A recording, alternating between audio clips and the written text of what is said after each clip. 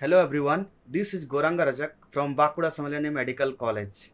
Today we are going to discuss about digestive system. पहले ये जान लें कि ये वीडियो सिर्फ फर्स्ट प्रॉप एमबीबीएस के लिए ही नहीं है, ये वीडियो उनके लिए भी है जो क्लास 11th में है, 12th में है, 10th में है, या नीट का प्रिपरेशन कर रहे हैं, या बायो में ऑनर्स कर रहे हैं, या जो ग्रेजुएशन कर रहे हैं, या जो पैरामेडिकल में है, नर्सिंग का पढ़ रहे हैं, या एग्रीकल्चर में पढ़ रहे हैं, ये वीडियो उनके लिए भी है. So keep watching my video. So let's start the unit digestive system.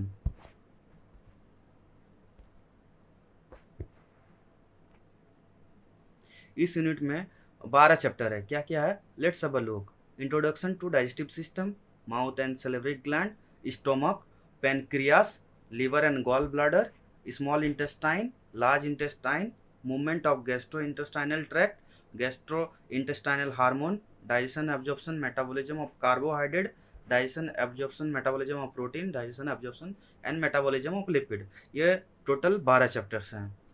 But today's discussion only focusing on this 3 chapter, that is introduction to digestive system, mouth and salivary gland and stomach.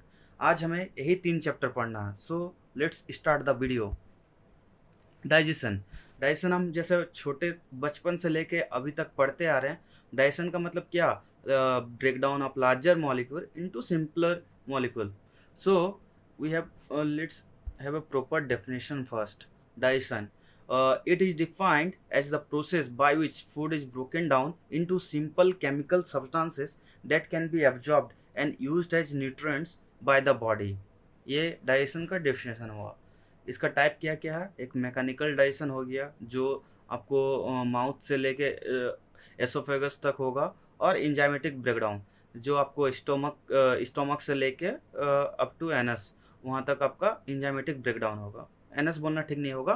Digestion stomach से लेके up to small intestine जहाँ पे enzyme का secretion होगा वो enzymatic breakdown होगा. Functional anatomy of digestive system. Digestive system 2 part में divide किया गया. एक जीआई ट्रैक्ट जिसको एलिमेंट्री कैनाल भी बोला जाता, और second is accessory organ. GI tract का लेंथ कितना है दोस्तों? पहले तो ये ट्यूबुलर स्ट्रक्चर है जीआई ट्रैक्ट, और इस कहाँ से कहाँ तक है? माउथ अप टू एनस है, और इसका लेंथ कितना है? 30 फीट लेंथ में है. खल्ली का ग्रेट खल्ली का हाइट है अप्रॉक्स 7 फीट 1 इंच. तो आप सोच ही सकते हैं कि आपका एलिमेंट्री कनाल 4 खल्ली के बराबर है. So next topic is our primary digestive organ. Primary digestive organ उनको बोलेंगे जहाँ पे आपका एक्चुअल डाइजेशन होगा, जैसे कि includes mouth, pharynx, oesophagus, stomach, small intestine, large intestine. Figure में आप लोग देख सकते हैं यहाँ पे प्राइमरी डाइजेस्टिव ऑर्गन. माउथ हो गया, फेरिंग्स हो गया, एसोफेगस हो गया, स्टोमक हो गया, स्मॉल इंटेस्टाइन हो गया, लार्ज इंटेस्टाइन हो गया. Next is our accessory digestive organ. Accessory digestive organ उनको बोलेंगे जो हेल्प करेगा प्राइमरी डाइजेस्टिव ऑर्गन को in the process of digestion. किसको किसको एक्सेसरी डाइजेस्टिव ऑर्गन में रखा गया है? टीथ को, टंग को, सलेवरी ग्लैंड्स को, एक्सोक्राइन पार्ट ऑफ पेनक्रियास को, लीवर को, गॉल ब्लैडर को. इसको एक्सेसरी डाइजेस्टिव ऑर्गन के पार्ट में रखा गया है. अब हम पढ़ेंगे walls of GIT, the important topic here's now. ये आपको हर एग्ज़ाम में पूछा जाएगा या भाइबा में पूछा जाएगा. सो ये इसका कंसेप्ट होना ज़रूरी है. तो आप जीआईटी पढ़ रहे हैं तो उनका जीआईटी का कोई भी पार्ट का कट सेक्शन लेंगे हम लोग तो उसमें 4 लेयर मिलेगा. उसका वॉल का 4 लेयर मिलेगा. सबसे अंदर क्या होगा? म्यूकस लेयर, उसके बाद सब म्यूकस लेयर, उसके बाद मस्कुलर लेयर, उसके बाद सेरस और या फिब्रस लेयर. अंदर से बाहर म्यूकस को म्यूकोसा भी बोल सकते हैं. कोई कोई बुक में म्यूकोसा भी है, कोई कोई बुक में म्यूकस है. तो म्यूकस कोई भी कुछ भी बोले, म्यूकस या म्यूकोसा दोनों ही ठीक है. म्यूकस, सब म्यूकस, मस्कुलर लेयर, सेरस लेयर या फिब्रस लेयर. एक बार फिगर देख लेते हैं इसका म्यूकस लेयर का. यहाँ पे म्यूकस लेयर देख रहे हैं आप लोग. ये वॉल्स ऑफ जीआईटी का कट सेक्शन देख रहे हैं. यहाँ पे म्यूकस लेयर आउटसाइड क्या है हम लोग का? सेरोसा. इसका काम क्या है दोस्तों? प्रोटेक्शन का. ये किससे बना होता है? Thin layer of connective tissue से, सेरोसा. नेक्स्ट हम लोग का क्या है? नेक्स्ट हम लोग का है मस्कुलर लेयर। मस्कुलर लेयर में दो पार्ट में डिवाइड किया गया, आउटसाइड लॉन्गिट्यूडनल मसल और इनसाइड सर्कुलर मसल, जो कि आप यहाँ देख सकते हैं। आउटसाइड देखिए लॉन्गिट्यूडनल मसल है और इनसाइड क्या है दोस्तों, सर्कुलर मसल है। नेक्स्ट हम लोग का कौन सा लेयर है, नेक्स्ट हम लोग का है यहाँ पे सब म्यूकसा लेयर। कौन सा लेयर है, सब म्यूकसा। एंड लास्ट वन आपका क्या है, म्यूकसा लेयर। आपको ये वाला बोला गया म्यूकसा लेयर, लास्ट लेयर, अंदर का जो लेयर है। अब ये जो लेयर है इसमें बहुत सारा नर्व प्लेक्सस का ये ओरिजिन हुआ। वो नर्व प्लेक्सस को हम लोग क्या बोलते हैं, आइए देखते हैं। पहले तो बात करते हैं सब म्यूकसा का। सब म्यूकसा में जो नर्व प्लेक्सस ओरिजिनेट हुआ, आप यहाँ पे देख सकते हैं, ये सब म्यूकसा है आपका। ये सब म्यूकसा ब्लू कलर का आप देख सकते हैं। इसमें कौन सा प्लेक्सस गया, नर्व प्लेक्सस, मेजनर प्लेक्सस, ये आपको पूछेगा। यह सब म्यूकसा प्लेक्सस भी बोला जाता। Second one is your muscular layer में आपका कौन सा नर्व प्लेक्सस गया है, ऑर्बिक प्लेक्सस। ऑर्बिक प्लेक्सस आप यहाँ ग्रीन कलर का दिखा सकते हैं। ये मस्कुलर लेयर है, यहाँ पे आप देख सकते हैं। ये जो आपका मस्कुलर लेयर है, ये मस्कुलर लेयर है, इसमें आपका कौन सा प्लेक्सस गया, ऑर्बिक प्लेक्सस। इसको और एक नाम क्या बोलते हैं हम लोग, माइंट्रिक प्लेक्सस। क्या बोलते हैं हम लोग, माइंट्रिक प्लेक्सस। ये समझ गए। चलिए अब नेक्स्ट टॉपिक पे मूव करते हैं। नेक्स्ट टॉपिक हमारा nerve supply to GIT. GIT में दो टाइप का नर्व सप्लाई है। पहले तो जीआईटी में जीआईटी आप कंट्रोल, जीआईटी का जो मूवमेंट आप कंट्रोल नहीं कर सकते, तो ये ऑटोनॉमिक नर्व से सप्लाई किया गया है। दो टाइप का नर्व सप्लाई क्या क्या है, इंट्रिंसिक नर्व सप्लाई और एक्सट्रिंसिक नर्व सप्लाई।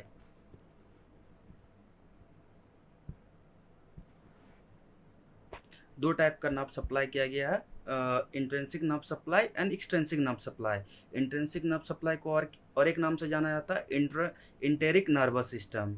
ये कहाँ से कहाँ तक प्रेजेंट रहता है, present from oesophagus to anus. ये control by extrinsic nerve.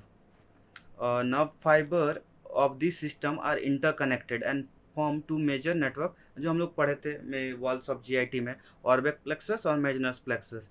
मेजनस plexus कहाँ पे पाया जाता है दोस्तों, आपको सब म्यूकस लेयर में। और ऑर्बिक प्लेक्सस कहाँ पाया जाता है, मस्कुलर लेयर में। यहाँ पे हम लोग डिटेल्स में देखते हैं माइंट्रिक नर्व प्लेक्सस और ऑर्बिक प्लेक्सस। ऑर्बिक प्लेक्सस का दूसरा नाम क्या है, माइंट्रिक नर्व प्लेक्सस। ये मस्कुलर लेयर में पाया जाता है। इसका काम क्या है दोस्तों, regulate the movement of GIT tract. और क्या काम है इसमें, न्यूरोट्रांसमीटर कौन सा है, acetyl choline serotonin substance free. और सब म्यूकस लेयर को मेजनस प्लेक्सस बोला जाता है, मेजनस नर्व प्लेक्सस। ये situated in between the muscular layer and submucosal layer of GIT tract. Function क्या है, regulation of secretory function of GI tract. This nerve fibre cause constriction of blood vessel of GI tract. जितना भी GI tract में blood vessel है उसका constriction करवाना और regulation of secretory function, जो भी एंजाइम का सिक्रेशन होगा उसको रेगुलेट करना, इसका काम है। ये तो हम देख ही चुके हैं। अब नेक्स्ट हमारा क्या था, इसमें दो टाइप का नर्व सप्लाई था, intrinsic nerve supply and extrinsic nerve supply. Intrinsic nerve supply देख चुके हैं। अब बात आता है नेक्स्ट एक्सट्रिंसिक नर्व सप्लाई का। एक्सट्रिंसिक नर्व सप्लाई का दो टाइप का होता है, sympathetic nerve supply and parasympathetic nerve fibre. दो नर्व फाइबर से ये सप्लाई होता है। सिंपैथेटिक का काम क्या है, inhibit the movement and decrease the secretion of GI tract. और पैरासिम्पैथेटिक का इसका अपोजिट होगा, ये क्या करेगा, accelerate the movement and increase the secretion of GI tract. और सिंपैथेटिक नर्व न्यूरोट्रांसमीटर क्या होगा भैया, नॉर एड्रेनलिन। और पैरासिम्पैथेटिक में क्या होगा भैया, एसिटाइल कोलिन। चलिए ये तो हो गया। अब फिगर में यहाँ पे देख सकते हैं एक्सट्रिंसिक नर्व सप्लाई का। यहाँ पे देख सकते हैं पैरासिम्पैथेटिक में क्या है, यहाँ पे मेन पैरासिम्पैथेटिक में आपका मेन नर्व क्या है भैया, यहाँ पे आपका वेगस नर्व है। कौन सा नर्व है, पैरासिम्पैथेटिक में वेगस नर्व है। ये किसको किसको सप्लाई किया, यहाँ पे देख सकते हैं एसोफेगस में, स्टोमक में, स्मॉल इंटेस्टाइन, लार्ज इंटेस्टाइन और पेल्विक नर्व, ये सप्लाई किया गया है। और ये सिंपैथेटिक, ये साइड सिंपैथेटिक का है। इसमें सिलियक गैंग्लियन, सुपीरियर मेजेंटिक गैंग्लियन, और इन ये आप एनाटोमी में पढ़िएगा, तो उसके लिए छोड़ देते हैं। और नेक्स्ट टॉपिक पे मूव करते हैं।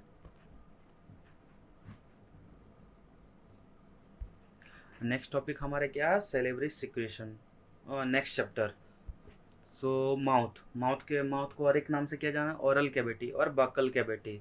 और ये किससे फॉर्म होता है, formed by cheeks, lips and palate. और digestive juice present secreted by salivary gland. ये सैलिवरी ग्लैंड है, उसका जो सिक्रेशन है उसको क्या बोलेंगे, सलाइवा। वो माउथ में पावर होता है। अब फंक्शन ऑफ माउथ का क्या होगा, मेस्टिकेशन, टेस्ट।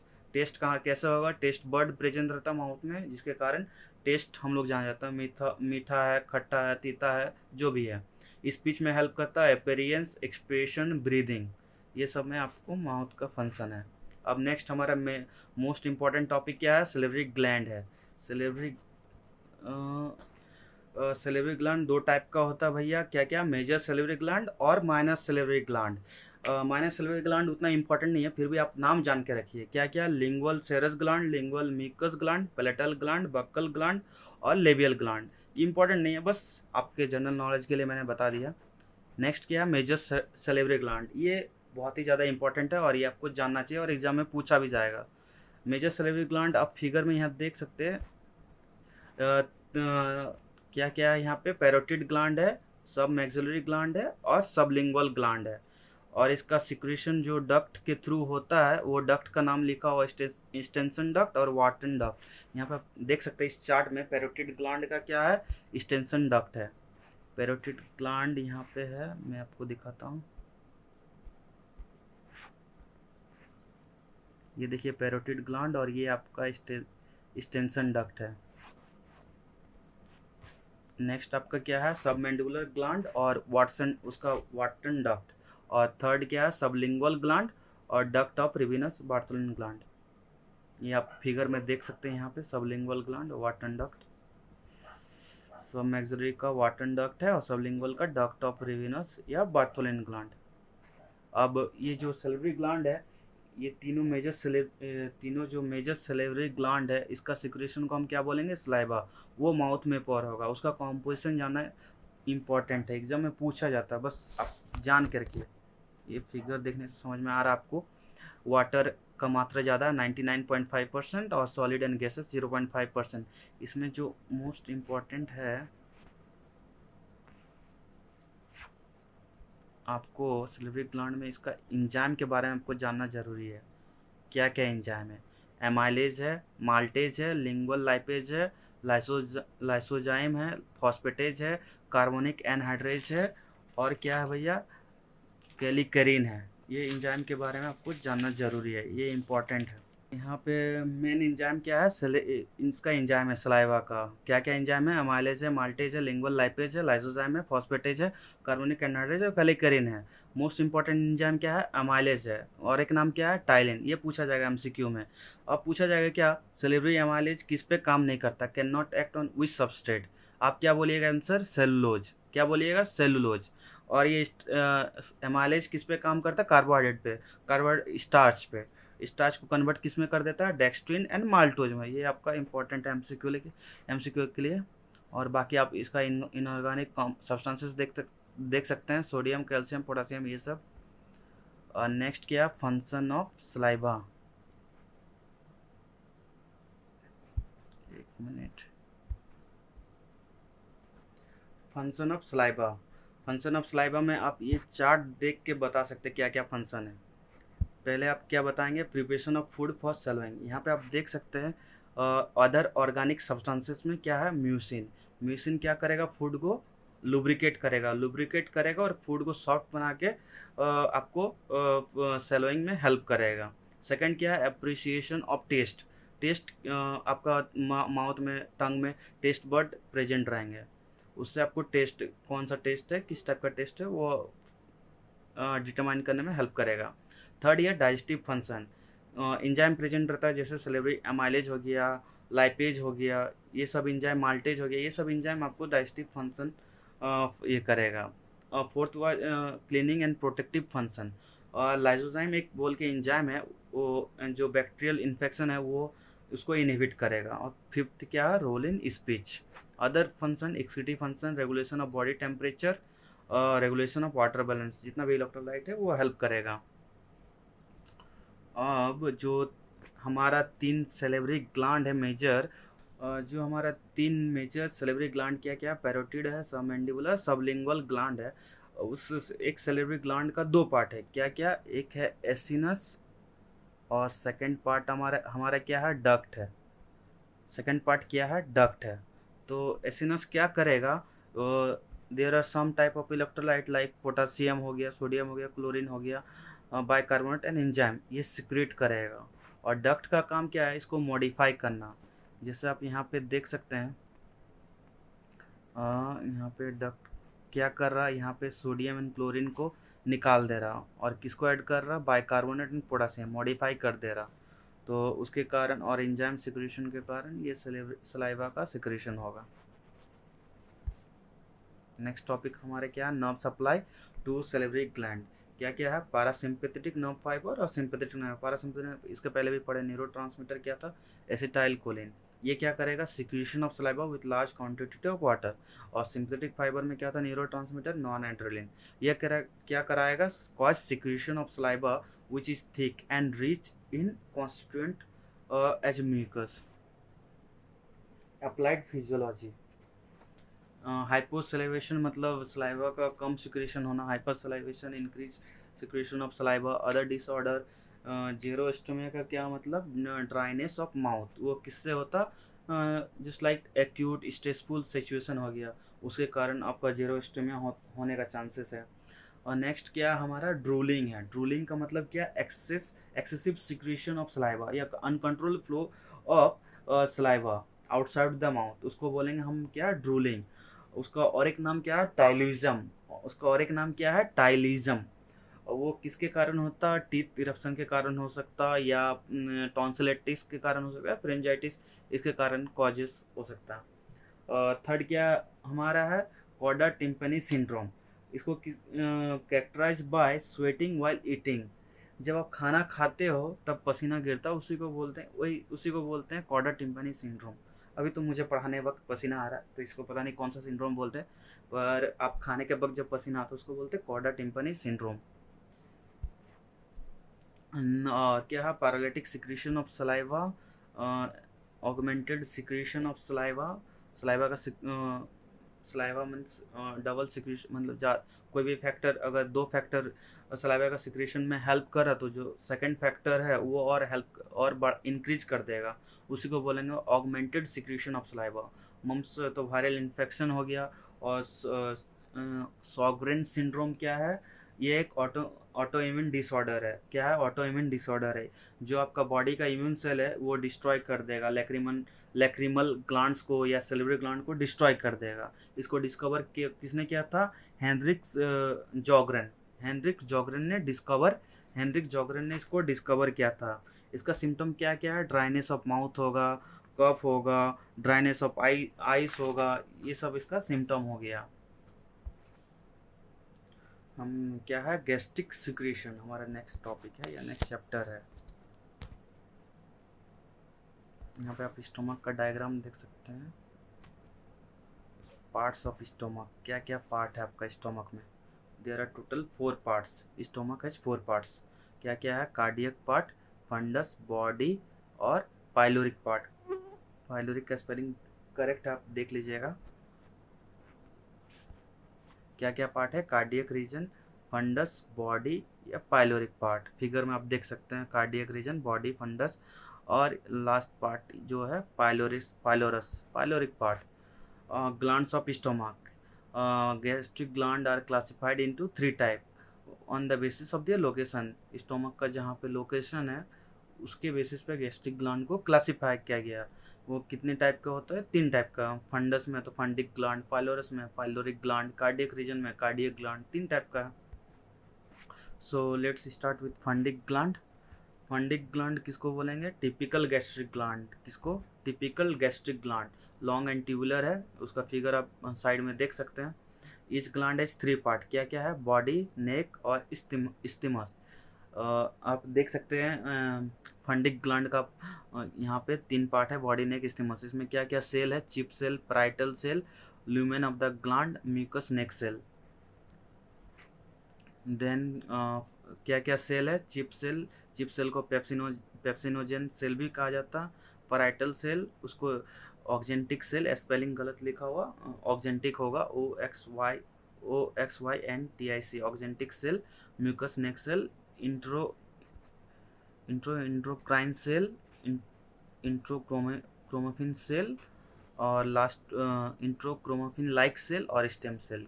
क्या क्या सेल है ये जान लेते हैं। चिप सेल उसको क्या बोला जाता है, पेप्सिनोजेन सेल बोला जाता है। पैराइटल सेल ऑक्जेंटिक सेल भी कहा जाता है उसको। Mucous neck cell enteroendocrine cell, और enterochromaffin cell, enterochromaffin like cell, stem cell. Then pyloric gland, short and tortuous in nature, formed by G cell, mucus cell, endochromatin and endochromatin-like cell. Cardiac gland, short and tortuous in cell, EC cell, ECL cell, chip cell are also present. अब gastric juice, जो भी gastric gland का उसका secretion होगा क्या in the form of gastric juice. Gastric juice का composition saliva का ही same है जैसे वाटर, उसमें वाटर 99 सॉलिड। इसमें इंजाइम आपको देखना पड़ेगा। क्या आपको यहाँ पे मेन जो सबसे इम्पोर्टेंट है ये इंजाइम है। आपको इंजाइम का नाम याद होना चाहिए। क्या क्या है, जैसे पेप्सिन और रेनिन। आप इसमें रेनिन का स्पेलिंग देखिएगा RENNIN, और एक RENIN हार्मोन होता है, वो किडनी वहाँ पे सिक्रीशन होता। और यहाँ पे क्या स्टोमक में RENNIN। और क्या गैस्ट्रिक लाइपेज, जिलेटिनेज, यूरेज, ये सब इंजाइम है, इम्पॉर्टेंट है, याद रखिएगा। और क्या इंपॉर्टेंट है, अदर ऑर्गेनिक सब्सटेंसेस। क्या है, म्यूकस है, इंट्रिंसिक फैक्टर रिलीज कर रहा। और इधर इनऑर्गेनिक सब्सटेंसेस में याद रखिएगा sodium, calcium, hydrochloric acid, most important.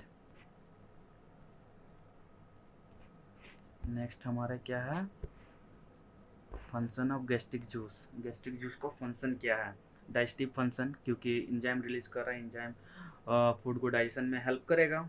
Second क्या है, हेमाटोपोइटिक फंक्शन। हेमाटोपोइटिक फंक्शन क्या, वहाँ पे आप देख सकते थे इंट्रिंसिक फैक्टर रिलीज कर रहा, तो इंट्रिंसिक फैक्टर जो हेमाटोपोइटिक सेल्स है उसको इंक्रीज करने में नंबर इंक्रीज होगा, सिक्रीशन में हेल्प करेगा। थर्ड क्या है, protection function, function of mucus. Mucus क्या करेगा, जो आप स्टोमक एससीएल सिक्रेशन होगा तो म्यूकस वो स्टोमक के लेयर पे जाके ये एससीएल सिक्रेशन डैमेज ना हो, आप क्या बोलते हैं आपका स्टोमक वॉल को, वो म्यूकस हेल्प करेगा, इसीलिए प्रोटेक्टिव फंक्शन। और फंक्शन ऑफ हाइड्रोक्लोरिक एसिड, वो आगे हाइड्रोक्लोरिक एसिड तो जो भी इनएक्टिवेट इंजाइम है उसको एक्टिवेट करने में हेल्प करेगा। जैसे पेप्सिनोजेन आपने देखा था, उसको पेप्सिन में एक्टिव करेगा। रेनिन को रेनिन, और भी देखेंगे मैकेनिज्म ऑफ एससीएल सिक्रीशन, जो कि आपका इम्पॉर्टेंट टॉपिक है, मैकेनिज्म ऑफ एससीएल सिक्रीशन।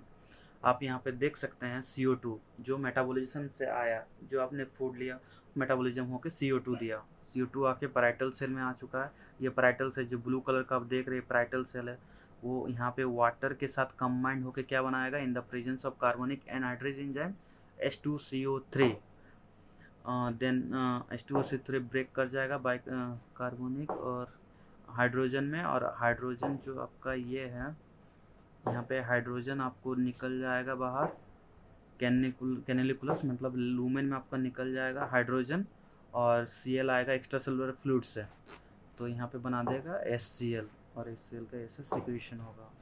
अब हमारा नेक्स्ट टॉपिक क्या है, post prandial alkaline tide. Post prandial alkaline tide ये क्या है, आप ये सोच रहे हैं ना, मैं बताता हूँ। आप यहाँ पे एक मिनट,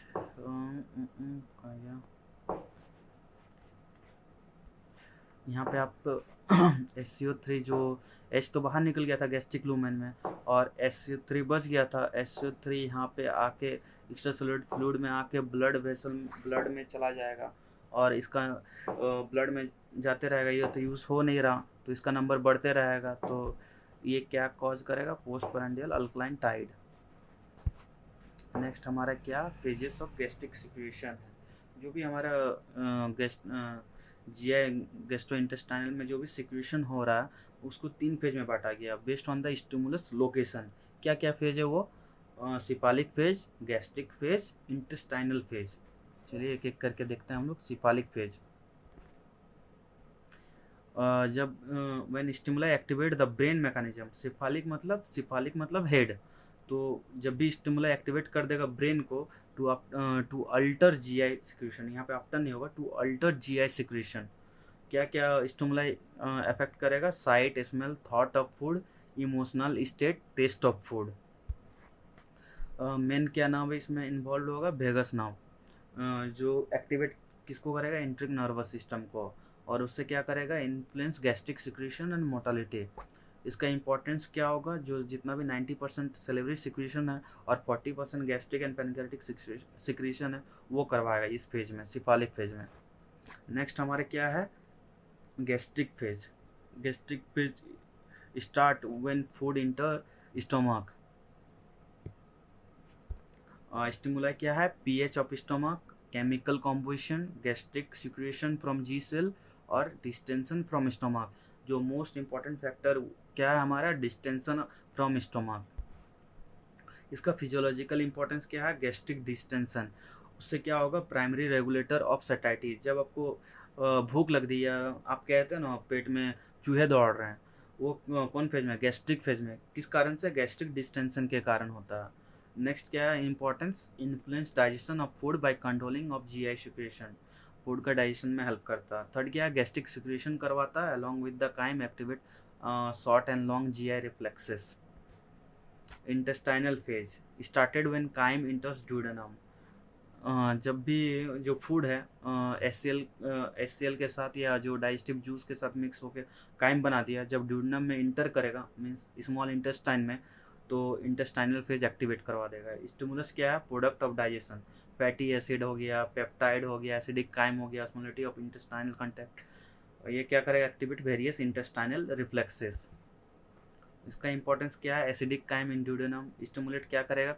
हार्मोन को एक्टिवेट कर देगा जो पेनक्रियास से निकलने वाले हैं, जैसे कि cholecystokinin, secretin. Food in intestine inhibit gastric secretion and motility. Gastric secretion जो एससीएल सिक्रेशन हो रहा है उसको आपको स्टॉप करेगा, नहीं तो ज़्यादा एसिडिटी हो जाएगा, मोटिलिटी में हेल्प करेगा। अब क्या क्या फैक्टर्स हैं?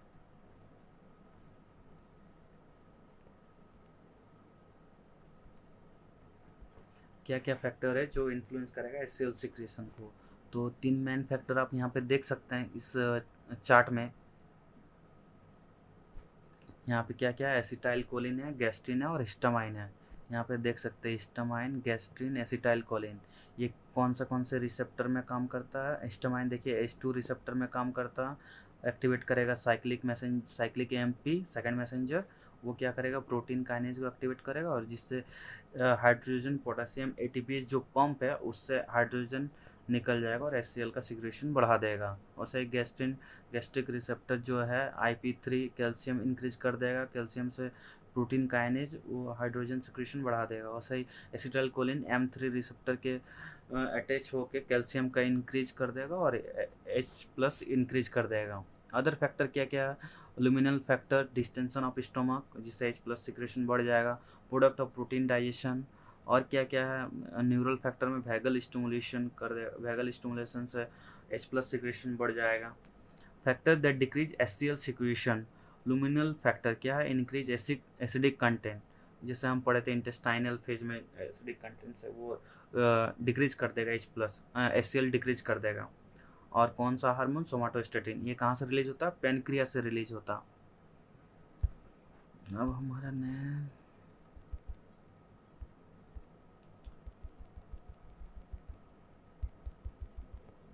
नेक्स्ट टॉपिक हमारे क्या है? Applied physiology, gastric disorder. क्या क्या डिसऑर्डर है? Gastritis, gastric atrophy, peptic ulcer, Zollinger Ellison syndrome. जहाँ भी TIS रहेगा गैस्ट्राइटिस रहेगा, टीस लास्ट में मतलब इन्फ्लामेशन। पैथोलॉजी में आप लोग पढ़ेंगे। यहाँ पे आप चार्ट देख सकते हैं, मैं आपको यहाँ पे गैस्ट्राइटिस देख सकते हैं, इन्फ्लेमेशन ऑफ गैस्ट्रिक म्यूकसा। 2 टाइप का होता है, एक्यूट एंड क्रोनिक। एक्यूट मतलब only involve superficial layer, main cells activate कौन से होंगे? न्यूट्रोफिल। और सेकंड हमारे क्या? क्रोनिक, वो इन्वॉल्व डीपर लेयर, वो किसको एक्टिवेट कौन सा सेल को? लिम्फोसाइट। सेकंड क्या है? गैस्ट्रिक एट्रोपी, वो क्या करेगा, एट्रोपी मीन्स श्रिंकन, तो मसल ऑफ स्टमक श्रिंक कर जाएगा, कॉज्ड बाय क्रोनिक गैस्ट्राइटिस। और हमारे क्या पेप्टिक अल्सर, ये तो केस सबके घर घर में है, कॉमन कहानी है। ये आपके दादाजी मम्मी पापा ये तो सबके घर में कोई ना कोई इसके पेशेंट है ही लगभग। तो पेप्टिक अल्सर मीन्स क्या, अल्सर, अल्सर मीन्स क्या, erosion of the wall, erosion of the